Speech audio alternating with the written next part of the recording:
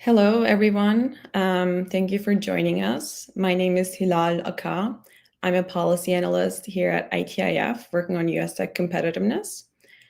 And today we're going to be discussing the impact of foreign regulations on US tech leadership and security.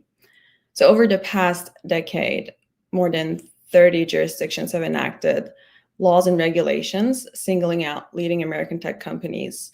And since 2015, antitrust fines alone on American tech companies have exceeded $30 billion. So the discussion will focus on the implications of this trend on US tech leadership and security. We have three experts joining us today. So Christina Alfonso is having some technical issues, so she'll be joining us in a few minutes.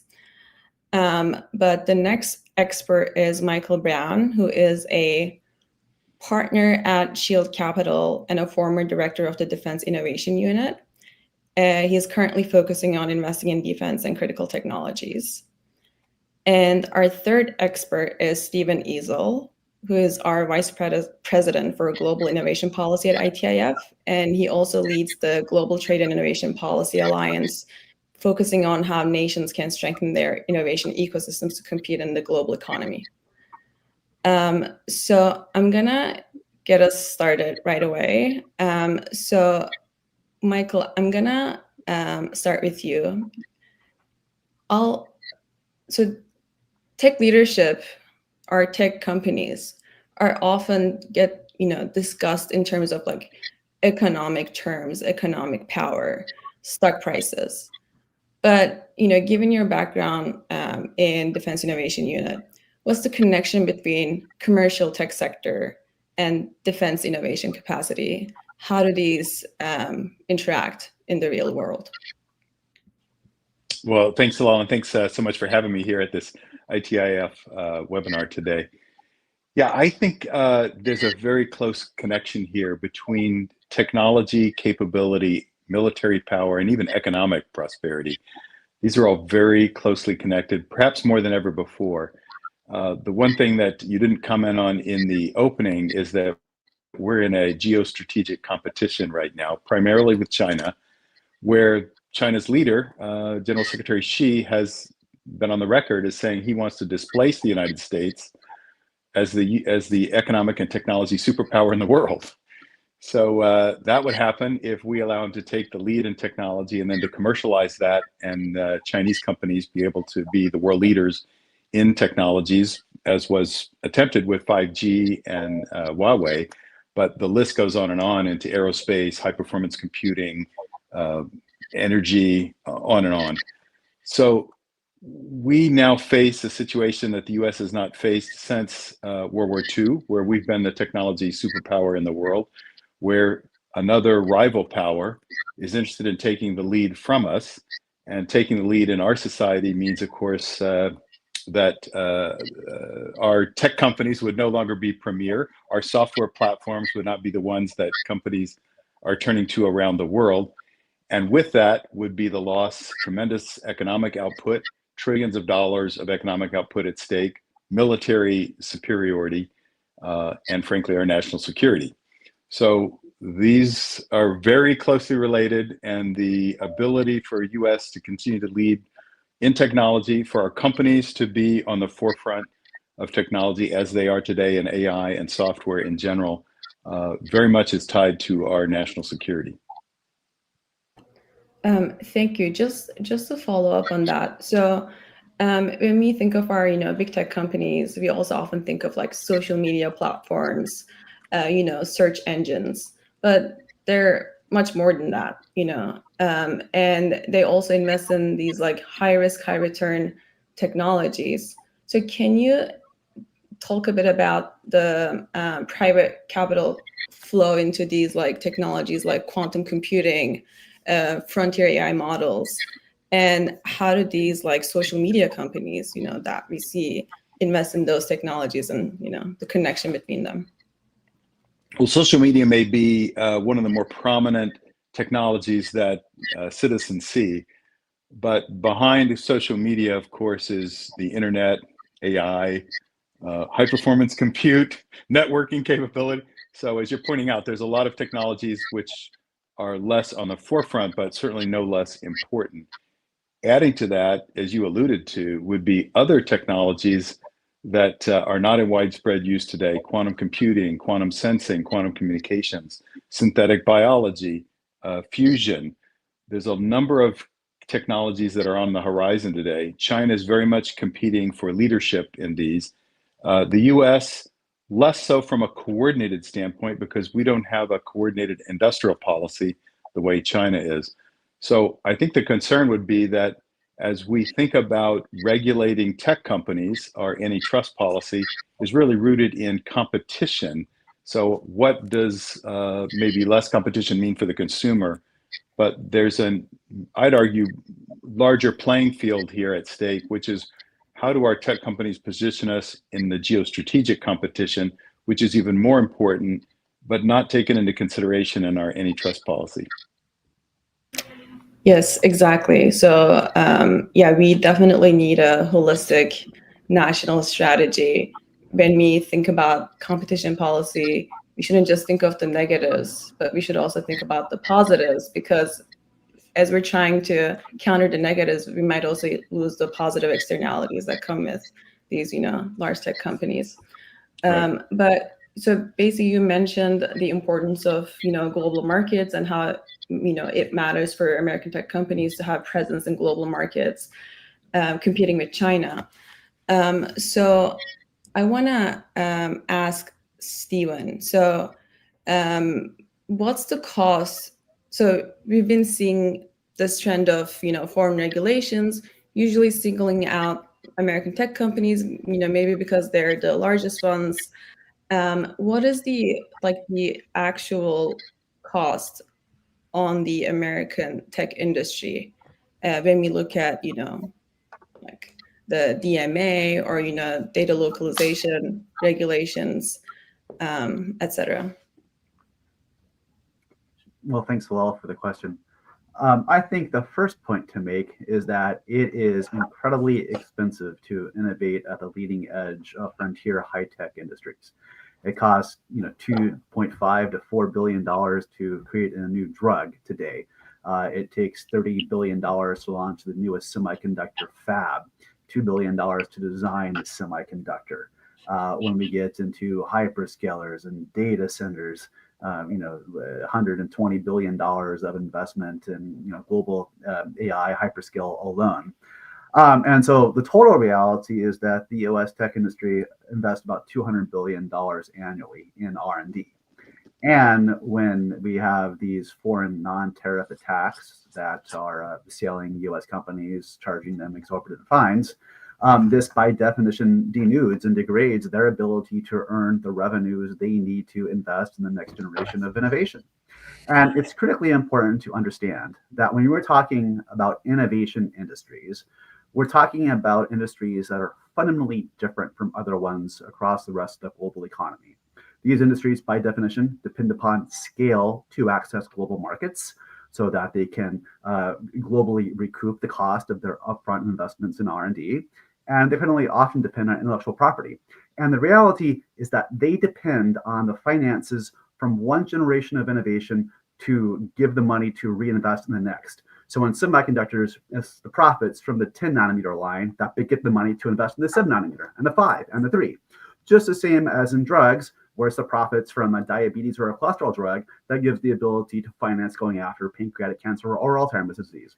So when we have attacks on this cycle, whether they're coming from foreign competitors like China or even allies like our European friends, then this just denudes the entire ability of high-tech sectors to innovate.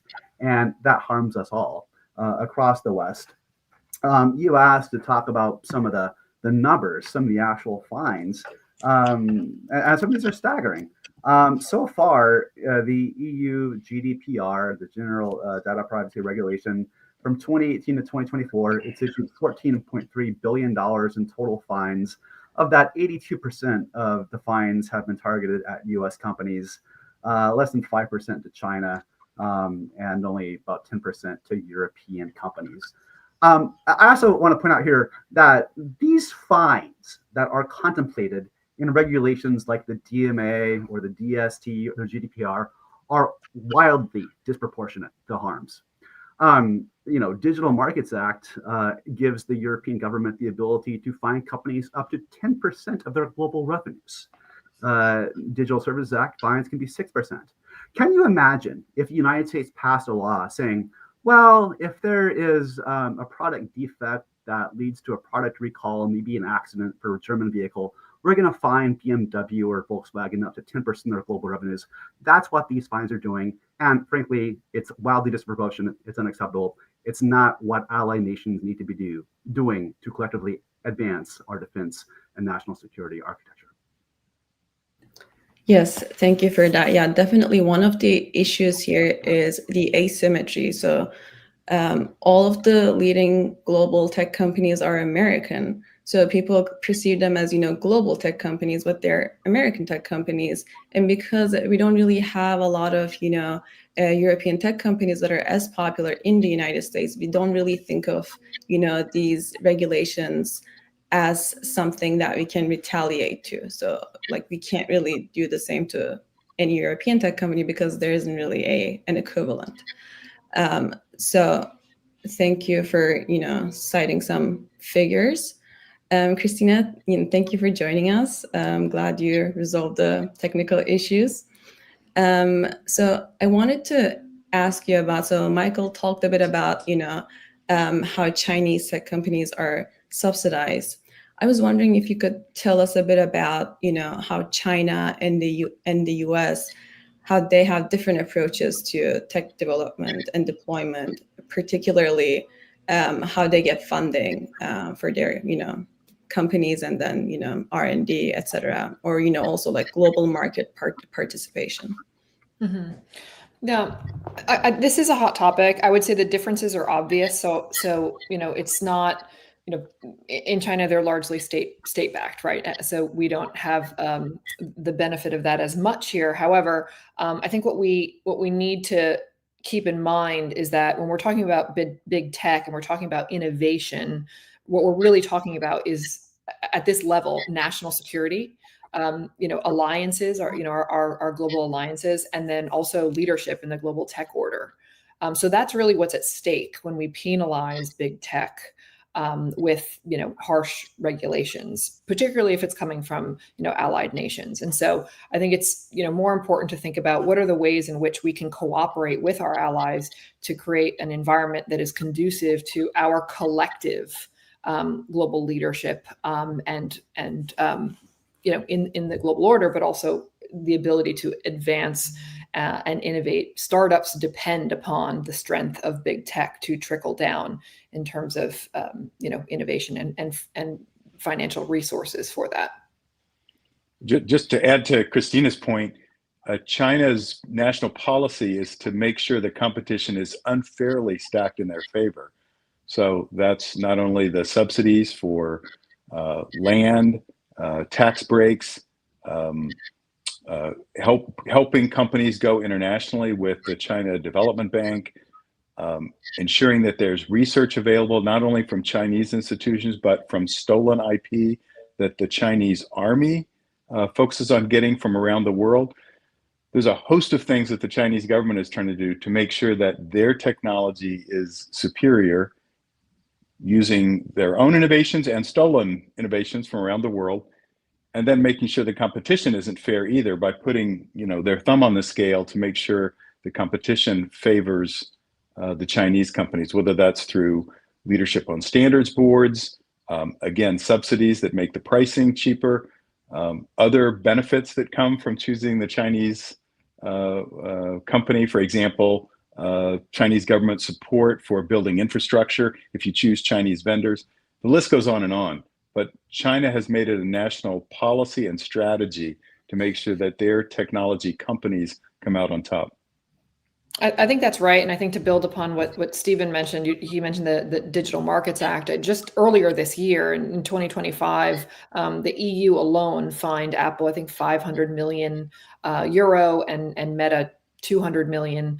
So we're not talking about, inconsequential figures. And the inability of those resources to not, go into innovation clearly impacts not just their bottom line, but also the innovation stream that follows.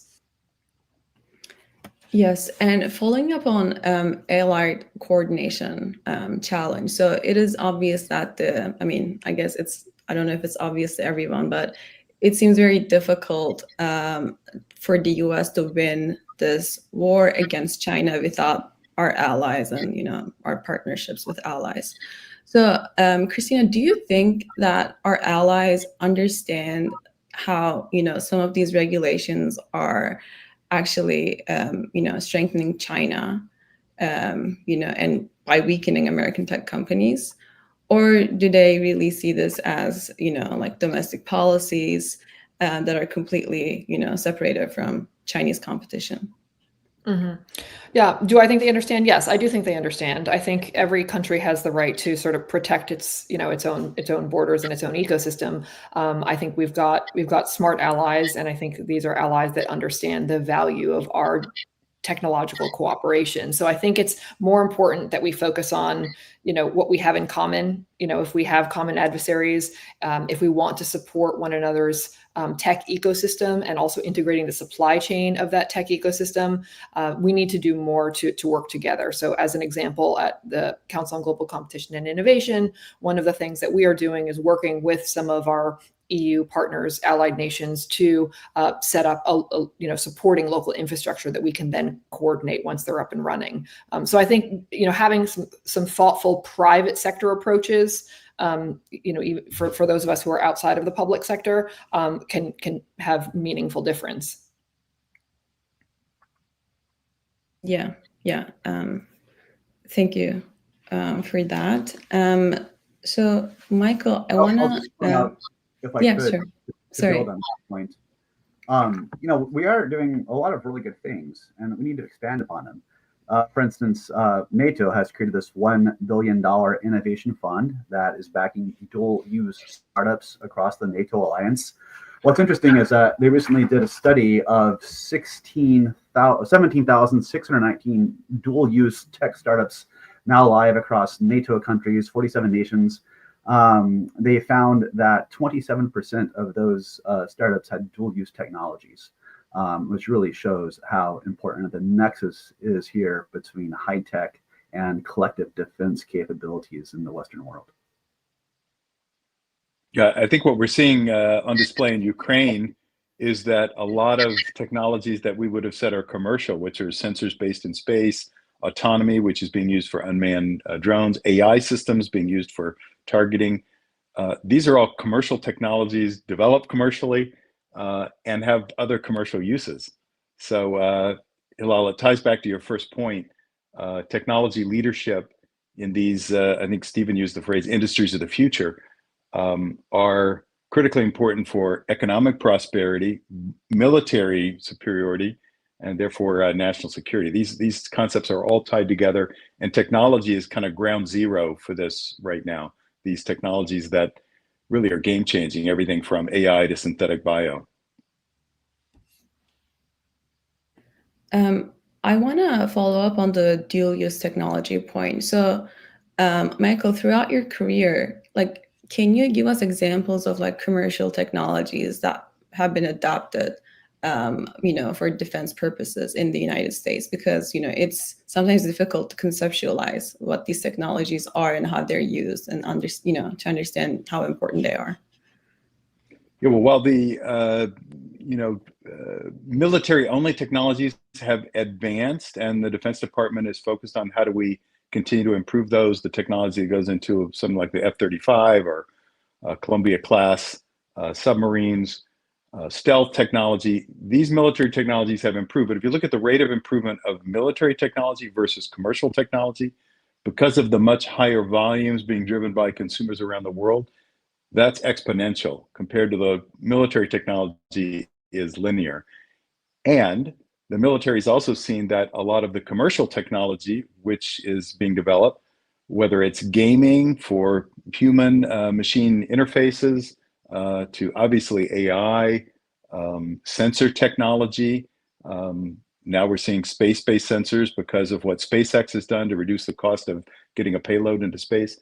So all of these commercial technologies also have military uses. So I'd say, unlike any time in my lifetime, there's the opportunity for many more commercial technologies to be critical for military capability. It's not the case that that's all that's important for military capability. That's why Ukraine is such a unusual mix of World War I and World War III. Traditional armaments, trench warfare, the ugly things from our past are still very relevant in that conflict. But it's also the case that without unmanned systems, the ability to predict the invasion was originally happening in 2022, came from commercial satellites as well as what the government assets were. And then the communications that we've seen where Russian generals foolishly used their cell phone, and those were able to be used by the Ukrainians as geolocating devices. So these commercial technologies have had a real impact on the war. Just one quick fact, the Ukrainians, without a regular navy, disabled or sunk 1/3 of the Russian fleet in the Black Sea. Unheard of that you'd have that kind of asymmetric capability brought to bear through commercial technology in previous conflicts. And then you've got, commercial companies, SpaceX through Starlink, providing the communications backbone for the entire country. Not a military capability, but a commercial capability that then was, being offered to the Ukrainians. So commercial technologies change conflict in Ukraine, and it portends that it will change conflict elsewhere around the world for the future. And of course, Starlink is a great example of how commercial technology has played a critical role on the battlefield in the Ukraine by providing, nationwide, internet connectivity. Right.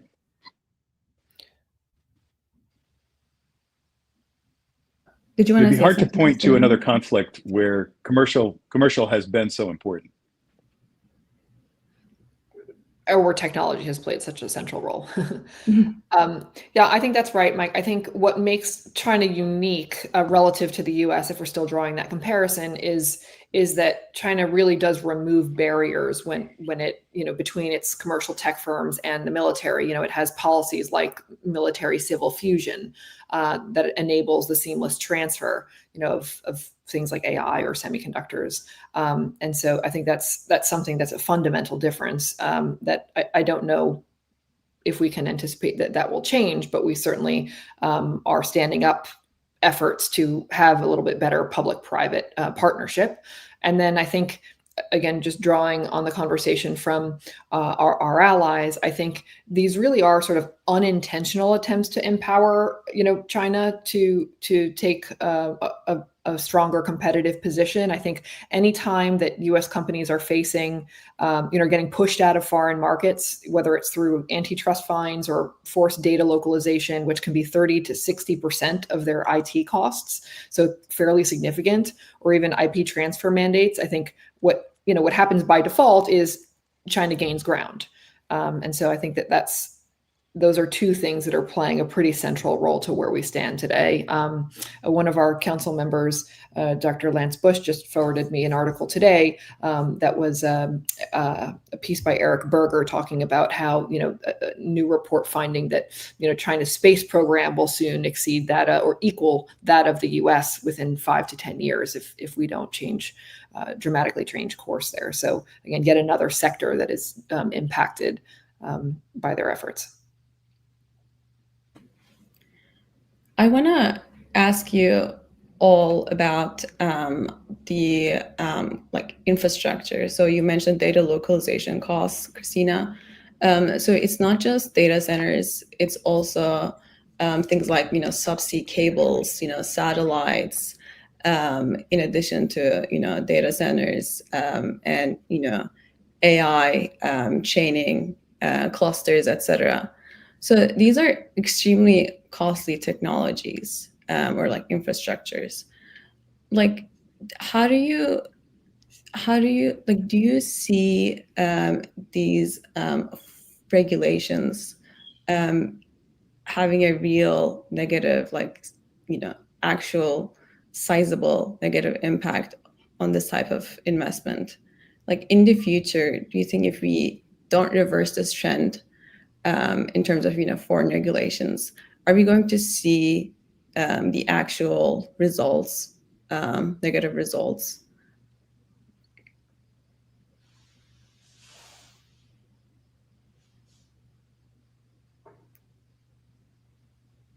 Happy to jump in. So, Yeah, sure.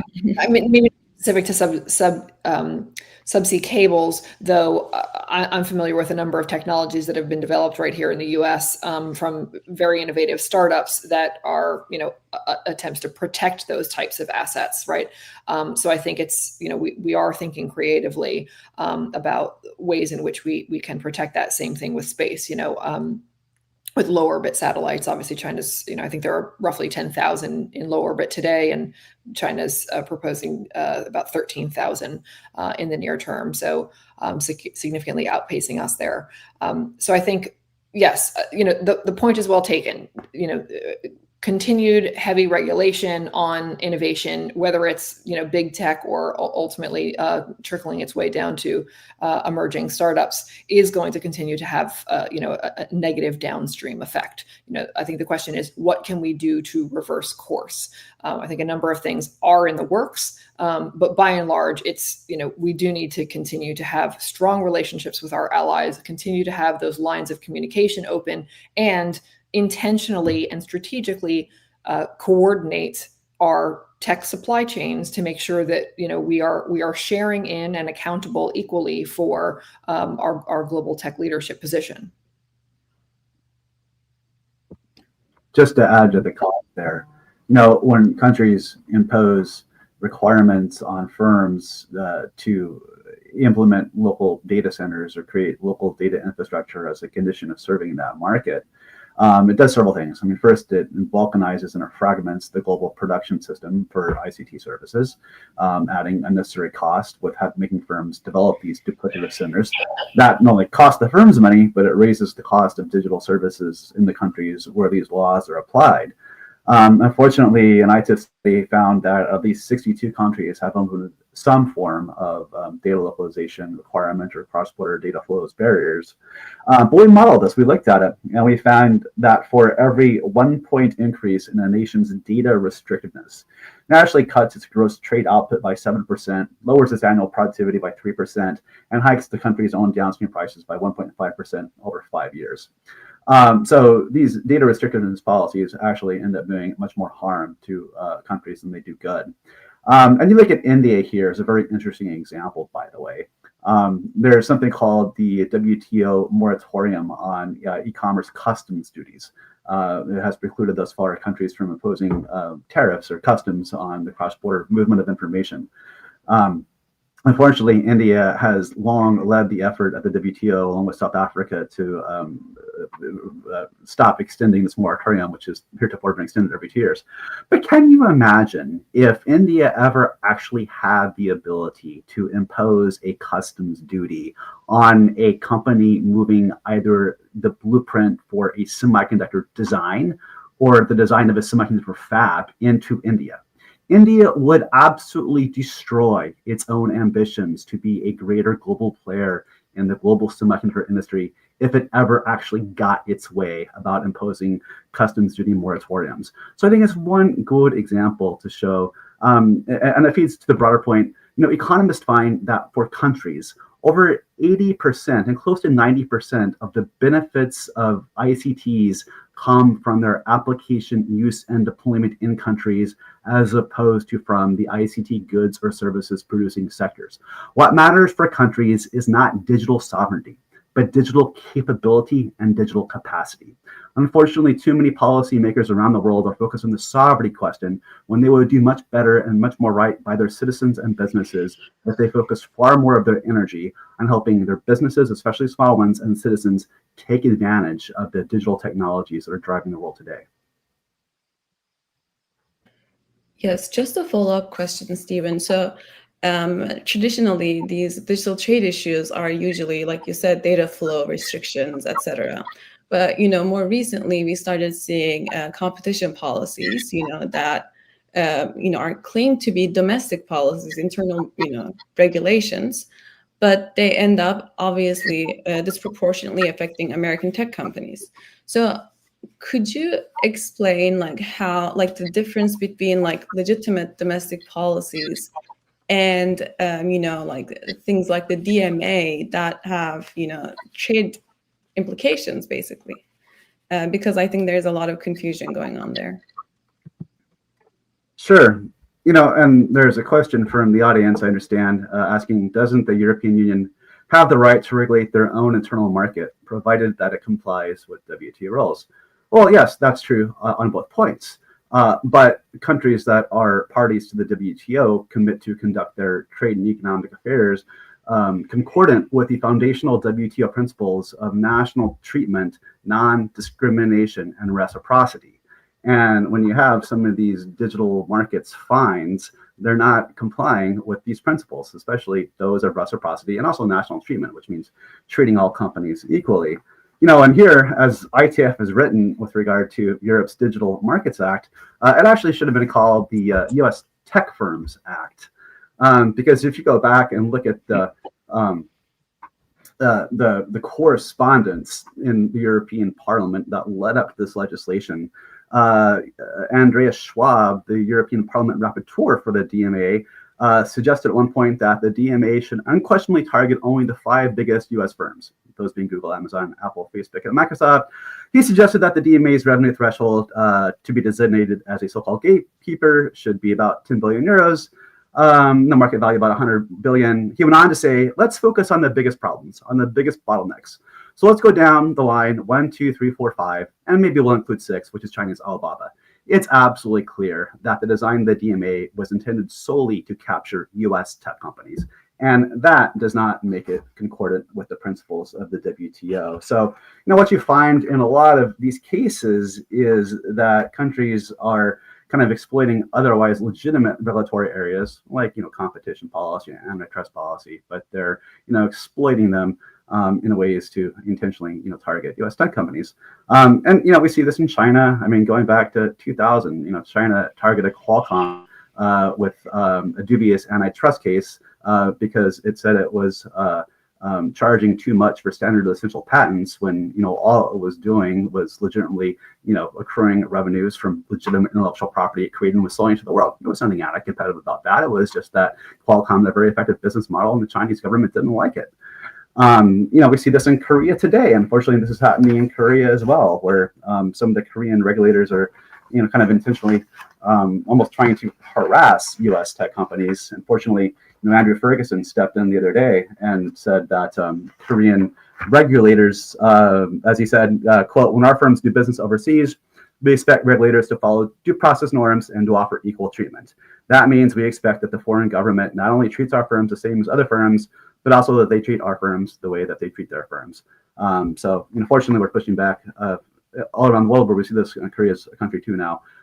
But broadly, to answer your question, yeah, many of these policies are far in excess of what's contemplated under legitimate WTO norms. Yeah, thank you so much for that. So another aspect of these regulations, we did talk about data localization, but we talked about it in the context of costs. It's very costly to build data centers everywhere. But Michael, I want to ask you about like big data, how important it is to train like AI models. This AI models, the frontier AI models that that the OpenAI, Anthropic, Google have, they're trained on massive amounts of data. Can you like explain a bit how that works, and then why this data flow matters? Right. Well, I think it's analogous to the balkanization that we have with local data center requirements. So in this case, maybe it doesn't raise the cost, but you get less effective models if you're not able to train on models that have data, across international boundaries. So it will make the resulting models less effective. I think a lot of the discussion about regulation has to do with some of the objectives that the other geographies, mainly Europe, we've talked about here, would have in imposing this. In some cases, they're trying to develop indigenous industry, not been very successful if you look at that. In other cases, put limits on U.S. firms' power, collect fines. But I wish that we could have a framework that looked at the broader geostrategic competition, where really what matters is that we, with our allies, have leadership positions in key technologies, whether it's AI and foundational models, synthetic bio, fusion, you pick the technology. We really need to be leaders. It's going to be a very dangerous, unfortunate world if we allow China to take the lead in a number of these technologies, which is their stated goal. And the way we can best prevent that outcome is by collaborating, letting go of some of these smaller objectives. And I would add, from the US standpoint, tariffs in this as well. What's more important is that the US and our allies continue to lead in these industries of the future and that we take the high ground there. That's much more important than what we'll collect from tariffs. It'll be more important for economic prosperity and national security. So I really think that's the framework that we should be adopting as we think about how to collaborate with these technologies and what kind of regulatory framework should be in place. Can I just briefly add to that? In the year 1990, China had $200 million in foreign currency reserves. By the year 2010, they had $4 trillion in foreign currency reserves. Now, what were they doing with that? Well, for a long time, they just plugged it in treasury bills to money markets.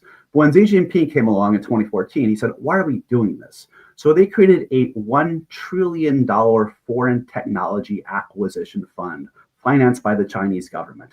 This is where China got the money to go out and buy the German robotics company KUKA. They bought half the Italian steel and heavy metal industry.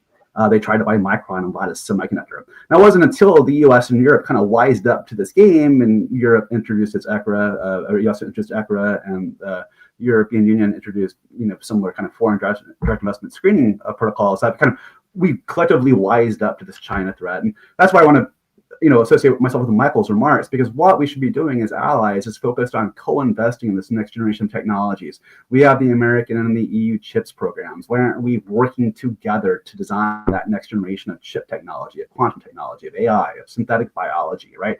There's so much that we as allies need to be doing together to co-develop technologies, especially those that are dual use and have a national security bent, to collectively enhance our security.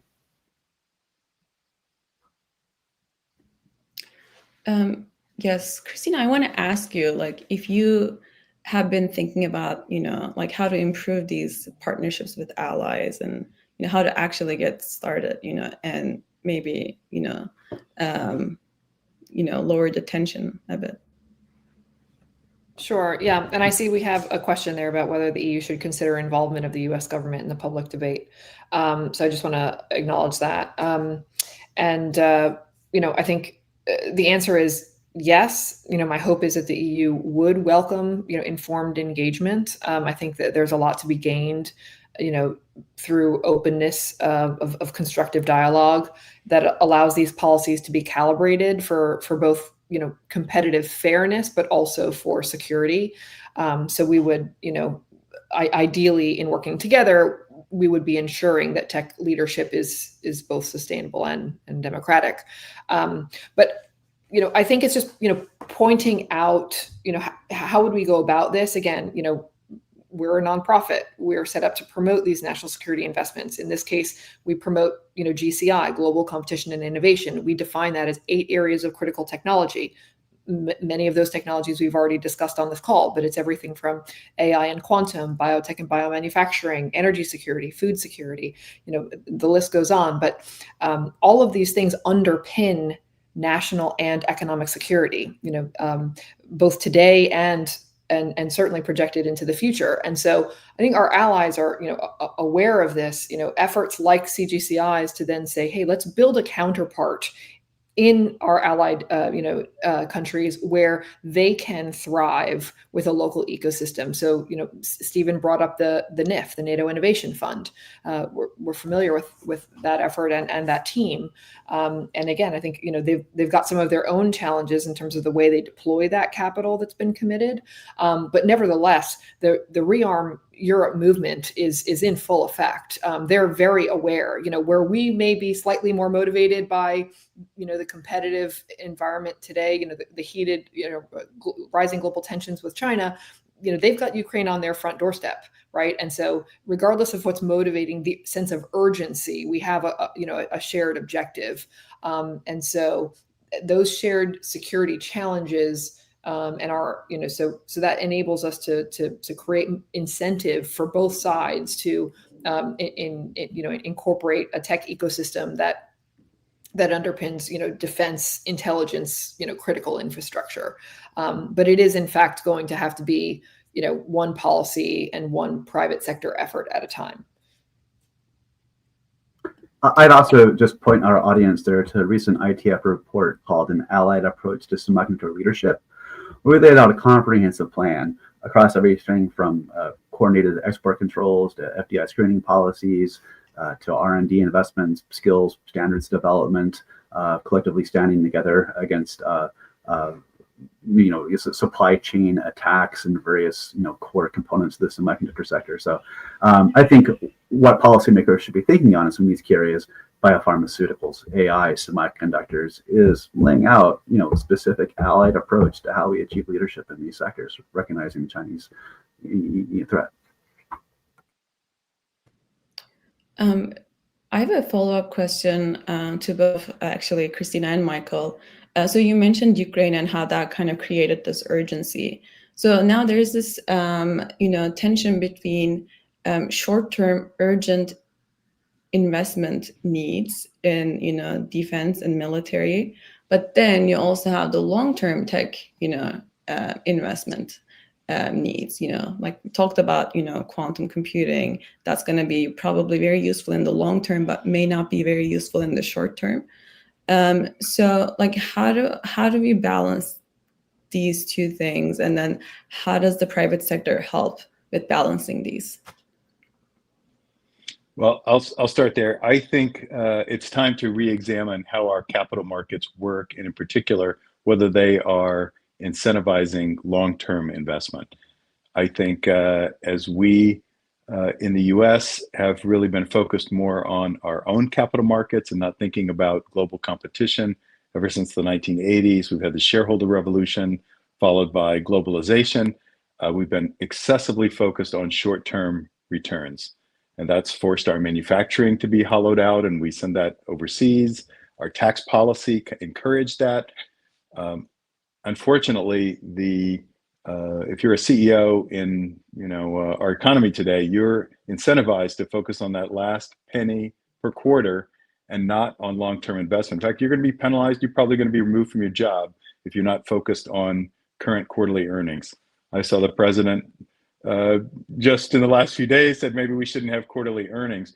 Well, whether that's a good idea, because that obviously goes against transparency, but we need to think about what would create some better long-term incentives. Maybe there's some additional measures beyond your quarterly earnings that companies should be reporting on.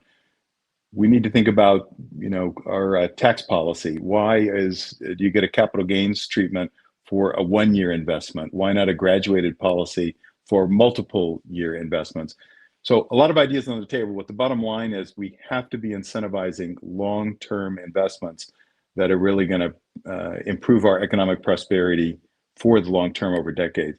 The one critical weakness of our system, and I wouldn't trade our system for the Chinese system in a minute, but the critical weakness is short-term thinking. It's very hard to think of what our national strategy is. We don't have an industrial policy like China does.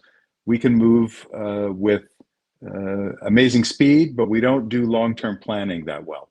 So I would argue we should really think about what the incentives are to do the long-term research. And part of this comes from government funding, which unfortunately we've just cut. But we need to have government step in where the private sector doesn't, to create the incentives so we get some of these long-term technologies like fusion. China's got a tremendous effort now to come first. Imagine what an advantage that would give them to have limitless energy at low cost. So we've got to make sure that the government and the private sector work together to create these long-term incentives, government research, and then complemented by the right incentives in our capital markets. And just to add to that, because I think Mike's spot on, that's why we're lucky to have him as a council member. Thanks. I think the short termism 100%. That is absolutely an Achilles heel. I think we issued a report, the case for national security investments, I think in December of 2024, having put that research together for quite some time, that basically makes the argument that yes, the government will not solve all of these issues. This geopolitical, pressure cooker that we're all in is directly impacting the private sector, but the private sector has exponentially more resources at its disposal than the government, right? And so I think, to Mike's point, I think if we help companies understand, again, our mission, we're trying to open the definition of what are national security investments. What is defense tech, right? We're redefining it. We call it GCI for a reason, because it is no longer just munitions, right? It is AI, it is quantum. All of these things underpin our national security. So if a bank has, an asset manager has a, aerospace and defense fund, well, great. What if they were to, I think Fidelity alone has how many, double-digit trillions under management. What if they were to open up their, national security investments to include these critical technologies that utilize that broader definition? And then, second, we also need to open up the cap stack, right? VC is already very active in defense tech investing, but where are the family offices? Where are the sovereigns? Where are the institutional investors? Where are the credit funds? Where are the hedge funds? So I think we need to create more financial product, and that's something that we have been stood up to promote. But again, it's getting all of these stakeholders to be part of the solution set, all have some accountability in the problem. And I think, if we use the parallel of, the ESG wave, Bloomberg Intelligence and PwC suggest that between 2014 and 2024, something to the effect of $30 trillion, and I've seen different numbers, 15, 20, up to $30 trillion of capital flowed through in the form of some ESG product. Well, what if we were to have a GCI wave of investment and catalyze, several $1 trillion worth of private sector capital towards this, national security technology? And then the last thing I'll say on this point is, we're talking, we started the conversation by talking about big tech, right? So we're talking about public companies. When, Trump issued the statement about, or, suggested that, we should eliminate quarterly earnings calls, and just move to sort of twice a year, I noticed that Adina Friedman from NASDAQ chimed in and said, absolutely, she seconds the motion. And we've had the good fortune of partnering with NASDAQ on a number of our initiatives. But something that's missing, and something that I wrote an article on about a year ago, was, what about the discussion of national security in the American boardroom, this corporate citizenship and the role that our public company directors have to play in this conversation?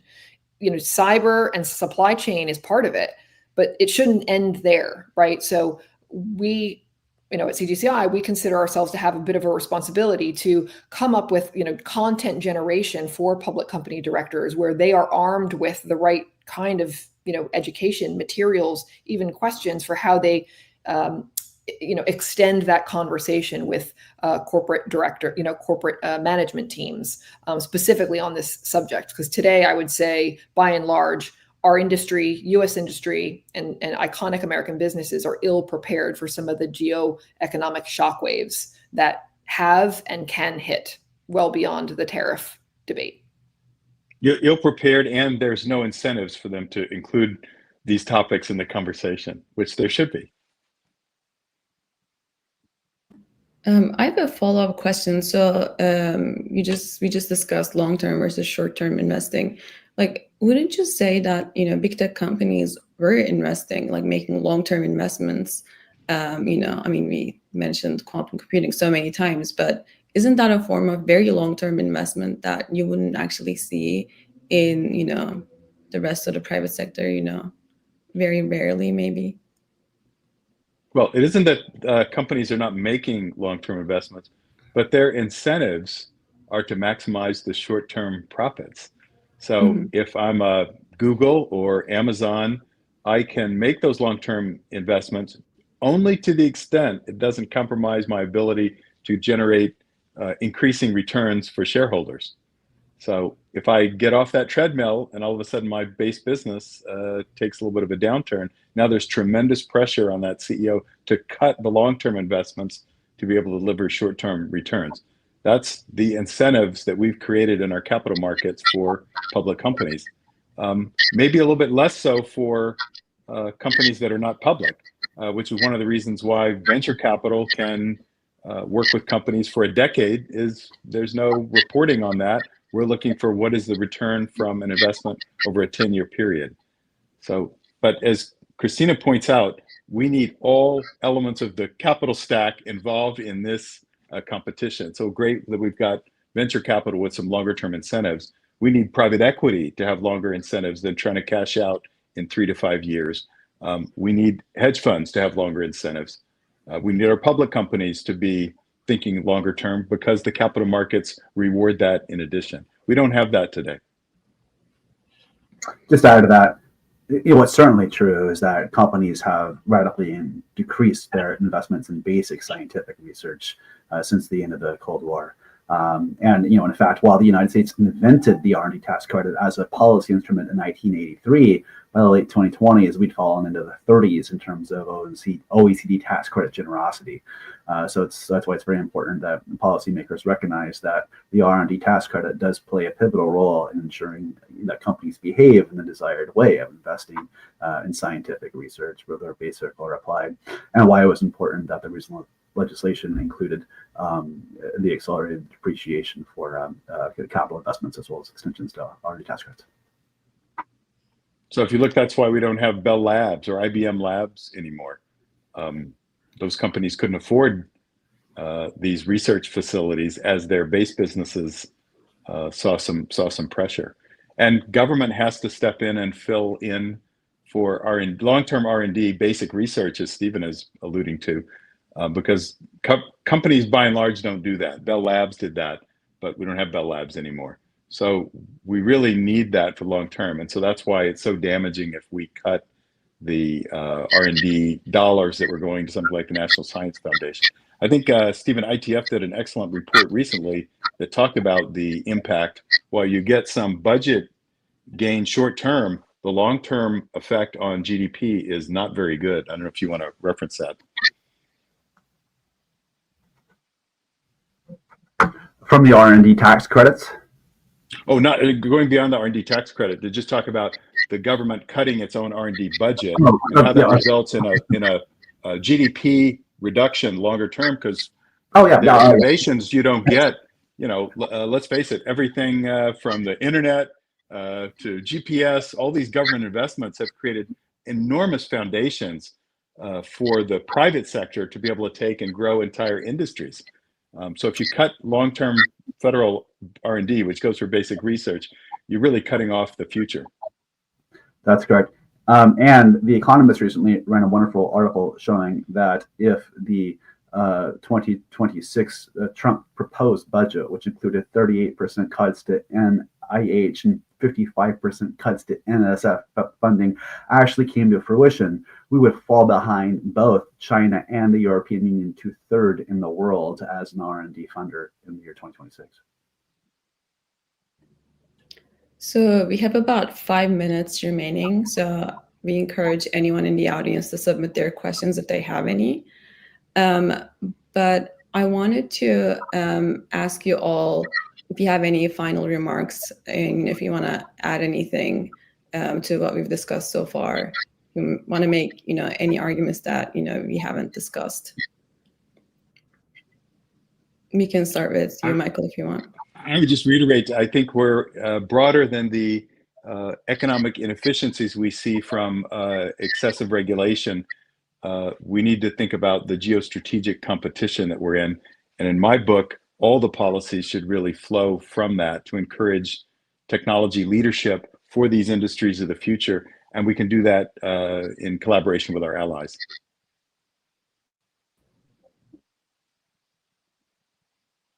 Christina, you want to go ahead? Sure. Maybe just going back to that conversation we were having around U.S. EU, the Trade and Tech Council, TTC, is already bringing together top regulators and policymakers and stakeholders, but it doesn't necessarily have a decision-making authority.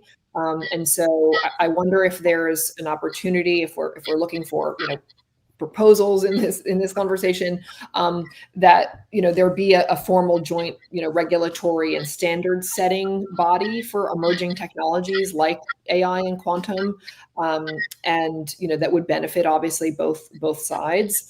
That would enable us to be proactive in coordinating, not merely just consulting one another when developing these types of policies, in the hopes that it doesn't have any negative implications. Again, I think a lot of what has taken place already on that policy front has indirectly given China a lead. So if we can, come back to maybe not reinventing the wheel, but what are some of the bodies that are already in place? So if the TTC is just an example, how can we better utilize them to be more effective in organizing our transatlantic dialogue? And I would just emphasize for policymakers that those countries that believe in democratic values and free market principles are indeed in a geostrategic contest with China, with a set of techno-autocracies that foundationally do not share these values and believe that whenever they can divide and conquer us on any of these tech or social or geopolitical policy issues, it's a win for them. So I counsel Western policymakers to recognize that our long-term collective interest is in working together to continue to do our best to advance, an international liberal rules-based order that, trumpets and extols the value of free peoples, free societies, and free markets. Very well said, Stephen. Yeah. Well, I guess I can make one final remark, which is that American tech companies are global companies, and foreign regulations and policies do impact them significantly. So any excessive regulation will undermine American tech leadership and consequently American national security. So we need to be thinking about all of these pros and cons when we think of tech policy and regulation. And I want to thank you all for joining us today, and thank you all for your contributions and remarks. And yeah, so nice to see you all, and hope to see you again at a future event. Thanks for having me.